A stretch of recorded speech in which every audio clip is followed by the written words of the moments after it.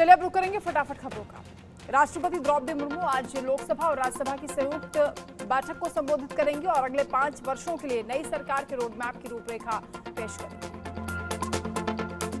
प्रधानमंत्री मोदी और लोकसभा राज्यसभा की पीठासीन अधिकारी संसद भवन के गज द्वार पर राष्ट्रपति द्रौपदी मुर्मू का स्वागत करेंगे, जहां से उन्हें पारंपरिक राजदंड सेंगोल की अगुवाई में लोकसभा कक्ष तक ले जाया जाएगा। अपने भाषण में राष्ट्रपति द्रौपदी मुर्मू पीएम मोदी के नेतृत्व वाली नवनिर्वाचित सरकार की प्राथमिकताओं को सदन के पटल पर रखेंगी। 18वीं लोकसभा के गठन के बाद संसद की संयुक्त बैठक में राष्ट्रपति मुर्मू का ये पहला संबोधन होगा। राज्यसभा का 264वां सत्र आज से शुरू हो रहा है। पहला सत्र काफी हंगामेदार होने के आसार हैं। विपक्ष सरकार को कई मुद्दों पर घेरने की तैयारी में है, जिसमें नीट, पेपर लीक, रेल हादसे समेत कई मुद्दे होंगे। लोकसभा स्पीकर बनने के बाद बोले ओम बिरला, 18वीं लोकसभा लोकतंत्र का विश्व का सबसे बड़ा उत्सव। चुनौतियों के बावजूद 64 करोड़ से ज्यादा लोगों ने लोकतंत्र की मजबूती के लिए बढ़ चढ़कर हिस्सा लिया। नेता विपक्ष बनने के बाद बोले राहुल गांधी, विपक्ष का नेता पद नहीं, एक बड़ी जिम्मेदारी है। सहयोगी दलों को भरोसा जताने के लिए धन्यवाद दिया और देश की जनता से कहा है कि आपका हूं, आपके लिए ही। बीजेपी के वरिष्ठ नेता और देश के पूर्व उप प्रधानमंत्री लालकृष्ण आडवाणी को बीती रात दिल्ली के एम्स अस्पताल में भर्ती कराया गया। यूरोलॉजी विभाग के डॉक्टर्स उनका इलाज कर रहे हैं। हालांकि उनकी बीमारी के बारे में कोई स्पष्ट जानकारी नहीं मिल पाई। NEET UG exam paper leak मामले में सीबीआई का एक्शन जारी। मामले में सीबीआई ने हजारीबाग से ओएसएस स्कूल के प्रिंसिपल को हिरासत में लिया है। सीबीआई की टीम रांची रवाना हुई है। खबर है कि सीबीआई की टीम ओएसएस स्कूल के प्रिंसिपल को रांची से पटना लेकर जा सकती है। आरोप है कि एहसानुल हक सीबीआई के सवालों का संतोषजनक जवाब नहीं दे पाए, जिसके बाद उन्हें हिरासत में लिया गया।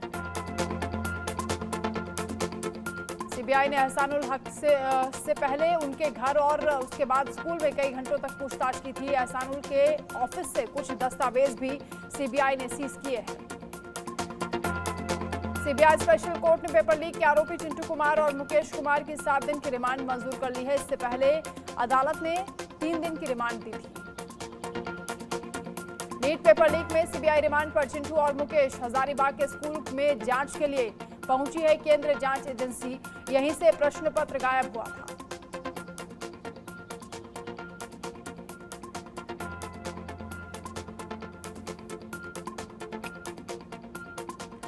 नीट यूजी परीक्षा में धांधली और पेपर लीक के खुलासों के बाद इसकी जांच सीबीआई से कराने की मांग को लेकर लगातार युवा सड़क पर है। वहीं आज युवा कांग्रेस इस मुद्दे पर संसद का घेराव करेगी। दोपहर 12 बजे जंतर मंतर पर विरोध प्रदर्शन होगा और संसद भवन तक जाने की तैयारी है। नीट यूजी परीक्षा में धांधली और पेपर लीक के खुलासों के बाद इसकी जांच सीबीआई से कराने की मांग उठ रही है और आज कांग्रेस ने भी तैयारी कर ली है इस मुद्दे पर सरकार को घेरने की।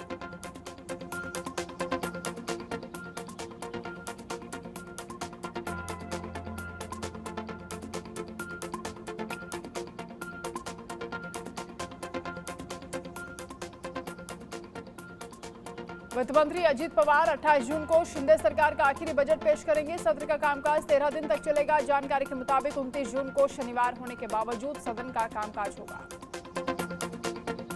श्री राम जन्मभूमि तीर्थ क्षेत्र ट्रस्ट के महासचिव चंपत राय ने कहा कि गर्भगृह जहां भगवान रामलला विराजमान है, वहां एक भी बूंद पानी छत से नहीं टपका और न ही कहीं से पानी गर्भगृह में प्रवेश किया।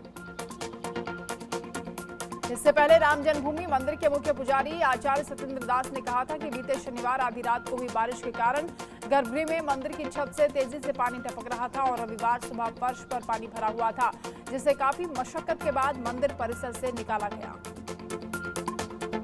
हरियाणा के सीएम नायब सिंह सैनी की अध्यक्षता में आज सुबह 11 बजे कैबिनेट की बैठक होगी। इस दौरान कई जरूरी मुद्दों पर मंत्रिमंडल विचार विमर्श करेगा। छत्तीसगढ़ में हुए विधानसभा और लोकसभा चुनाव में मिली हार की गहन समीक्षा करने के लिए सीनियर नेता वीरप्पा मोइली की अगुवाई में गठित कमेटी छत्तीसगढ़ का दौरा करेगी। समीक्षा के बाद समिति अपनी रिपोर्ट आलाकमान को सौंपेगी। नया टेलीकम्युनिकेशन एक्ट देश में लागू। गलत तरीके से सिम लेने पर 3 साल जेल और 50 लाख तक का जुर्माना लगेगा। अब भारत का कोई भी नागरिक जिंदगी भर 9 से ज्यादा सिम कार्ड नहीं ले सकेगा। अगर इससे ज्यादा सिम खरीदता है तो जुर्माना लगेगा। अयोध्या पहुंचे एडीजी शिरोडकर ने सुरक्षा व्यवस्था का जायजा लिया। सुरक्षा व्यवस्था बेहतर बनाने के लिए पुलिस लाइन में अधिकारियों के साथ बैठक की। हिजाब बैन पर बॉम्बे हाईकोर्ट का बड़ा फैसला। चेंबूर के कॉलेजेस में हिजाब बैन बरकरार रहेगा। ड्रेस कोड रद्द करने से हाईकोर्ट का इनकार। ओम बिरला को लोकसभा स्पीकर बनाकर एनडीए ने जीती पहली लड़ाई। ध्वनि मत से ही चुने गए ओम बिरला, नहीं आई मतदान की नौबत। लोकसभा में देखने को मिला अनोखा नजारा। एक साथ खड़े दिखे राहुल और पीएम मोदी। दोनों ने स्पीकर ओम बिरला को बधाई दी। पीएम बोले, आपका अनुभव देश के काम आएगा। ओम बिरला के लोकसभा स्पीकर बनने पर बोले ज्योतिरादित्य सिंधिया, उनके निर्देशों में काम करना हमारे लिए सौभाग्य की बात। आशा है कि पिछले 5 साल की तरह इस बार भी सदन में कार्यवाही चलेगी। पीएम मोदी का दिखा अनोखा अंदाज। संसद स्थित अपने कार्यालय में 2 विशेष मेहमानों से की मुलाकात। छोटे बच्चों को खुशी से गले लगाते हुए दिखे प्रधानमंत्री। आपातकाल पर बोले ओम बिरला, इमरजेंसी ने भारत के कितने ही नागरिकों का जीवन तबाह कर दिया था, कितने ही लोगों की मृत्यु हुई थी। कांग्रेस की तानाशाही के चलते लोगों ने जान गंवाई। आपातकाल की 50वीं सालगिरह पर एनडीए नेताओं का प्रदर्शन। संसद के मकर द्वार पर विरोध प्रदर्शन किया। इमरजेंसी पर बोले चिराग पासवान, इमरजेंसी का दौर इतिहास का काला खंड। इस दौरान पूरे देश को बंदी बनाकर तानाशाही थोपने का प्रयास हुआ। आपातकाल पर बोले केंद्रीय मंत्री राजीव रंजन सिंह, कांग्रेस वाले अब संविधान खतरे में बता रहे हैं। संविधान 1975 में खतरे में था, जब देश में आपातकाल लगाकर लोगों के मौलिक अधिकार छीने गए थे। इमरजेंसी पर बोली बीजेपी सांसद कंगना रनौत, संविधान की दुहाई देने वाले अपना ट्रैक रिकॉर्ड भी देखें। वो अपनी दादी और पिताजी के नाम पर वोट बटोरते हैं, तो क्या वह उनके किए हुए कारनामों की जिम्मेदारी भी लेते हैं? आपातकाल के सहारे केंद्रीय मंत्री नित्यानंद राय ने कांग्रेस पर निशाना साधा। कहा, इंदिरा गांधी ने लोकतंत्र की धज्जियां उड़ाकर छीने थे लोगों के अधिकार। बीजेपी सांसद समित पात्रा का बयान। बोले स्पीकर ओम बिरला ने आपातकाल की समस्याओं को उजागर किया। पूरे देश को पता चलना चाहिए किस तरह से लगाया गया था आपातकाल। आपातकाल पर बोले सपा सुप्रीमो अखिलेश यादव, बीजेपी कर रही सिर्फ दिखावा। उस समय वो ही जेल नहीं गए थे। समाजवादी पार्टी समेत अन्य दलों के नेताओं ने भी देखा है वो वक्त। एनडीए के प्रदर्शन पर बोले कांग्रेस सांसद कीर्ति चिदम्बरम, 1975 से अब तक गंगा में बह चुका है बहुत पानी। इंदिरा गांधी ने भी आपातकाल पर खेद जताया था।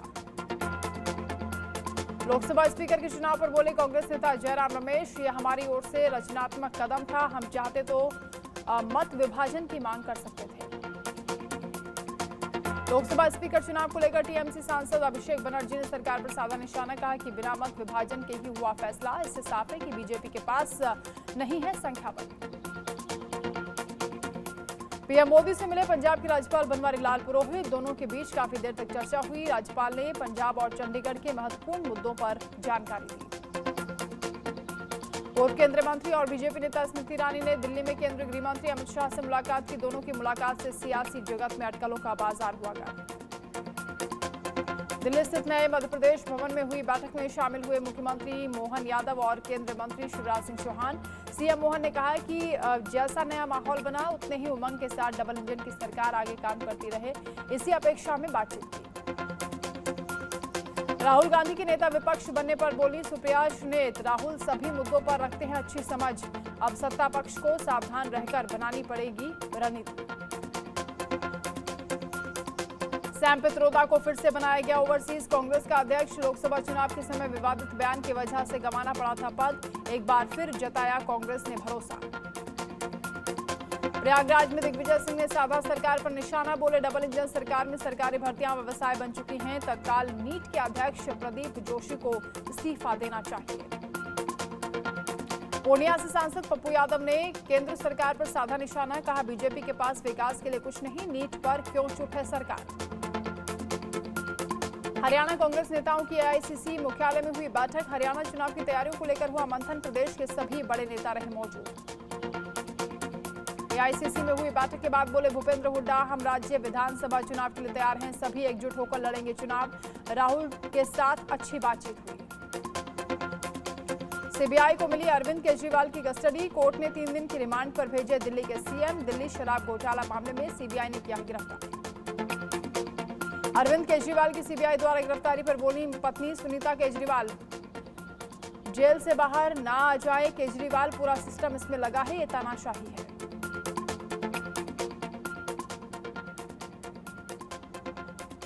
सीबीआई रिमांड में कोर्ट ने केजरीवाल को राहत दी। घर का बना खाना, दवाएं और रोजाना पत्नी से 1 घंटा मिल सकेंगे दिल्ली के सीएम।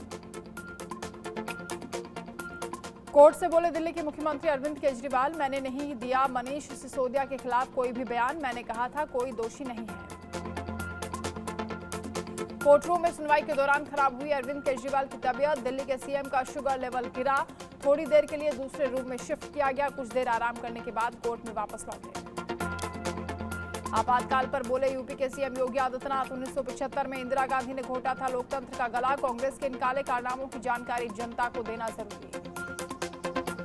ओम बिरला को लोकसभा स्पीकर बनने पर छत्तीसगढ़ के सीएम विष्णुदेव साय ने शुभकामनाएं दी। कहा कि उनका पिछला कार्यकाल भी अच्छा चला था, मुझे उम्मीद है कि इस कार्यकाल में भी वो अच्छा काम करेंगे। राहुल गांधी को सुल्तानपुर कोर्ट में पेश होने का आदेश। मानहानि केस में 2 जुलाई को बुलाया। अमित शाह को हत्या का आरोपी कहा था। श्रीनगर के deputy commissioner Bilal M Bhat ने अमरनाथ यात्रा की तैयारियों का निरीक्षण किया है। कहा कि कैंप में 5000 श्रद्धालुओं की क्षमता रखी गई है। मुझे उम्मीद है कि अच्छी तरह से यात्रा होगी। अमरनाथ यात्रा शुरू होने से पहले जम्मू कश्मीर पुलिस और सीआरपीएफ ने की सुरक्षा मॉक ड्रिल। 29 जून से शुरू होने वाली है अमरनाथ यात्रा। तपती गर्मी के बीच देहरादून में हुई झमाझम बारिश, लोगों को गर्मी से मिली राहत। केरल के एर्नाकुलम में जोरदार बारिश के बाद बदला मौसम, लोग सड़कों पर रेनकोट पहनकर सफर करते हुए दिखे।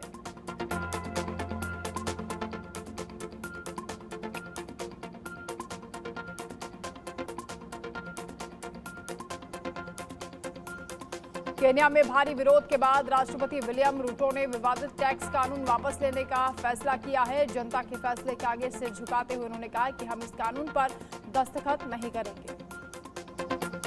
पूर्व अमेरिकी राष्ट्रपति बराक ओबामा की बहन पर दागे गए आंसू गैस के गोले, केन्या सरकार के खिलाफ कर रही थी विरोध। पाकिस्तानी विदेश मंत्री इशाक डार ने की भारत से दोस्ती की पेशकश, बोले भारत के साथ रिश्ते सुधारने को तैयार। अल जजीरा का दावा, भारत ने हमास के खिलाफ जंग में इजरायल को दिए हथियार। अमेरिका में भारतवंशी कपल को 11 साल की जेल, रिश्तेदार को पढ़ाई के बहाने यूएस लाए, पासपोर्ट छीना, जबरदस्ती काम करवाया, हत्या की धमकी दी। नेपाली धर्मगुरु नाबालिग से रेप के मामले में दोषी करार, 12 साल की जेल हो सकती है, तपस्या भंग करने पर मारपीट भी करता था। नेपाल के फिर बिगड़े बोल, भारत के कई इलाकों को बताया अपना, नक्शा भी जारी किया। नेपाली पीएम प्रचंड बोले, पीएम मोदी से मिलकर सुलझाएंगे सीमा विवाद। सबसे ताकतवर सैन्य संगठन नाटो के चीफ बनेंगे मार्क रूट, यूक्रेन जंग के बीच बिना चुनौती के हेड बने नीदरलैंड्स के पीएम, रूस को रोकना बड़ा चैलेंज। व्लादिमीर पुतिन की उत्तर कोरिया यात्रा का दिखा असर, रूस से नॉर्थ कोरिया तक चलेगी सीधी ट्रेन, कोरोना की वजह से 2020 में बंद हुई थी। पाकिस्तान को लग सकता है बड़ा झटका, चीन ने पाकिस्तान को दी है चेतावनी, नागरिकों की सुरक्षा की गारंटी दे पाकिस्तान, वरना नहीं करेंगे निवेश। भारत ने यूएनजीए में पाकिस्तान को लगाई फटकार, कहा कश्मीर मुद्दे पर झूठी कहानियां फैलाता है पाकिस्तान, जम्मू कश्मीर भारत का अभिन्न अंग। इस बार भारत खत्म कर सकता है खिताब का सूखा, 2013 के बाद टीम इंडिया 10 आईसीसी टूर्नामेंट खेली, 5 फाइनल और 4 सेमीफाइनल में मिली हार। आज होगा भारत और इंग्लैंड के बीच टी20 वर्ल्ड कप का दूसरा सेमीफाइनल, शाम 8 बजे गयाना में खेला जाएगा मुकाबला। भारत इंग्लैंड सेमीफाइनल से एक दिन पहले गयाना में भारी बारिश, मैच के लिए रिजर्व डे नहीं, मुकाबला रद्द हुआ तो टीम इंडिया फाइनल खेलेगी। पूर्व इंग्लिश कैप्टन बोले, इंडिया को हारते नहीं देख सकता, कॉलिंग वुड ने कहा बुमराह एक्स फैक्टर, सेमीफाइनल जीतने के लिए इंग्लैंड को एक्स्ट्रा ऑर्डिनरी खेलना होगा। साउथ अफ्रीका के ऊपर चोकर्स का दाग मिटाने की चुनौती, 49 साल से वर्ल्ड कप नहीं जीत पाई साउथ अफ्रीका, अफगानिस्तान पहली बार सेमीफाइनल खेलेगी। अफगानिस्तान को सेमीफाइनल में पहुंचने पर सचिन तेंदुलकर ने सराहा, कहा आपका सफर अद्भुत। अफगान के पूर्व मेंटोर जडेजा ने लिखा, आप इसके हकदार थे। टी20 वर्ल्ड कप के पहले सेमीफाइनल में होगी अफगानिस्तान और साउथ अफ्रीका के बीच टक्कर। आज सुबह 6 बजे से ट्रिनिडाड में खेला जा रहा है मैच। वार्नर की रिटायरमेंट पर युवी ने शेयर की यादगार तस्वीरें। कैप्शन में लिखा, कोई भी शांत विदाई पसंद नहीं करता, लेकिन यही तो जिंदगी का खेल है। वर्ल्ड कप सेमीफाइनल के लिए अंपायर का ऐलान। भारत और इंग्लैंड के मुकाबले में क्रिस गफानी और रॉडनी टकर होंगे फील्ड अंपायर। टीएलएस मेथड अब बनाने वाले फ्रैंक डकवर्थ का निधन। 84 साल की उम्र में अंतिम सांस ली टोनी लुइस के साथ निकाला था फॉर्मूला। अमिताभ बच्चन ने 60 करोड़ में खरीदे 3 ऑफिस स्पेस। अंधेरी की वीएस सिग्नेचर बिल्डिंग में किया इन्वेस्ट। अगस्त 2023 में यही खरीदे थे 4 ऑफिस यूनिट। सोनाक्षी जहर की ट्रोलिंग पर शत्रुघ्न सिन्हा ने तोड़ी चुप्पी। कहा कि मेरी बेटी ने कोई गैर कानूनी काम नहीं किया। कुछ तो लोग कहेंगे, लोगों का काम है कहना। पिता ने बताई सलमान के शादी न करने की वजह। सलीम खान बोले, वो शादी करने से डरते हैं, करियर ओरिएंटेड नहीं, घरेलू लड़की चाहते हैं। सोनाक्षी की शादी अटेंड नहीं करने पर बोले भाई खुश। कहा, यह फैमिली के लिए सेंसिटिव वक्त है, लोग गलत जानकारी दे रहे हैं, मैं वहां मौजूद था। नाना पाटेकर ने किया ऋषि कपूर पर खुलासा। बोले, सेट पर जमकर गालियां देते थे ऋषि। एक से ज्यादा टेक देने को बोलो तो कहते थे क्या बकवास कर रहा है। शाहिद कपूर ने पत्नी के लिए घर को बनाया अस्पताल। मीशा के जन्म से पहले मीरा का होने वाला था मिसकैरेज। एक्टर बोले, मेंटल हेल्थ पर बुरा असर पड़ा। फिल्म हिंदुस्तानी 2 का ट्रेलर हुआ रिलीज। 69 साल की उम्र में कमल हासन का एक्शन अवतार 28 साल पहले आया था फर्स्ट पार्ट।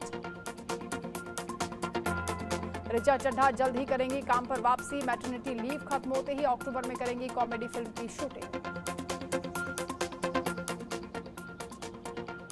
करण जौहर ने लिया कॉफी विद करण से ब्रेक। कहा, सेलेब्स डरते हैं, पहले जैसे बेझिझक बात नहीं करते। लव सिन्हा का पुराना इंटरव्यू हुआ वायरल। कहा था, सोनाक्षी को फेक लोगों की पहचान नहीं, नकली लोगों को पहचानने में थोड़ी कच्ची है।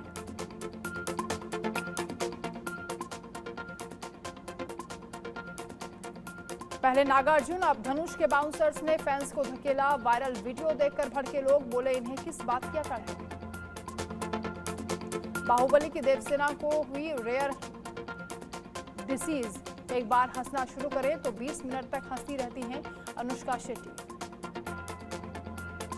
कभी थिएटर करती थी आयुष्मान खुराना की पत्नी ताहिरा कश्यप। बोली, 10 रुपए का टिकट था, फिर भी नहीं देखते थे लोग, अब कर रही हैं डायरेक्टोरियल डेब्यू।